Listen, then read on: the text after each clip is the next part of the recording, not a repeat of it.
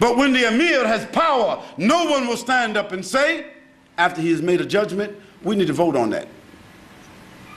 I'll give you a good instance.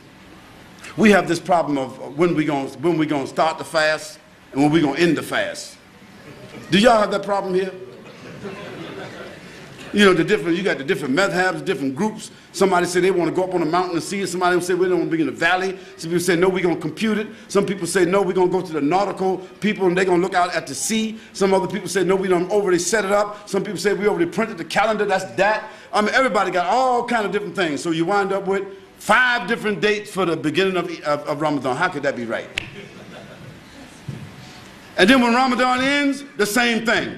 Half the people is eating on the Eid. Somebody said, I'm following the moon in Indonesia. Somebody said, no, I'm following the moon in Mecca. Somebody said, no, I'm following the moon I saw in the backyard.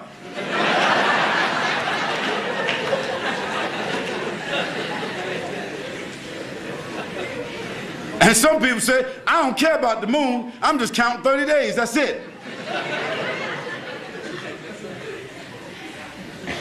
Well, let's look at the other side. Let's look at the other side. MashaAllah, in Saudi Arabia, there's a mufti. MashaAllah, our neighbor next to here in Malaysia, there is a mufti. In fact, there is 12 muftis in Malaysia. But there is a central mufti. When the mufti tells the president, when the mufti in Saudi Arabia tells the king, the moon has been sighted, the king makes a verdict. A fatwa has been given, a verdict is made by the king, the execution of it, the announcement is, fasting begins. Do you think that some people in some different cities or valleys or mountains of Saudi Arabia call up and say, oh, listen, king, listen, mufti, we ain't seen the moon yet, so we ain't fasting. It's not going to happen. It's not going to happen. And I have known it to be the case where the mufti said that the fasting began on a certain day, and that the moon had been seen based upon the dalil that they had captured. 10 days later, they did some investigation, and they found out that the person who gave them that information, there was some error. So then the mufti told the king had everybody to write everything and said, add another day because we started wrong. MashaAllah, consistent with what the Prophet ﷺ said. But there was unity in the starting of it, and there was unity at the end. We have to have that. But if there's no power, no unity. So they must choose and nominate. Otherwise appoint one of them the Amir, the coordinator, the chairman, imam, president, leader, call them what you like, according to the Islamic manhaj. This group then becomes the founding body.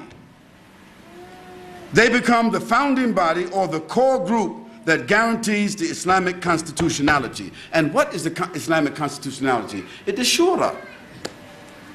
That group guarantees, at least from a reasonable point of view, that there will be shura. There will be consultation. There will be leadership according to the manhaj of the Prophet ﷺ. It is called shara'i. It is called the shara'i method, meaning that it is shura according to the Quran and the Sunnah of the Prophet ﷺ.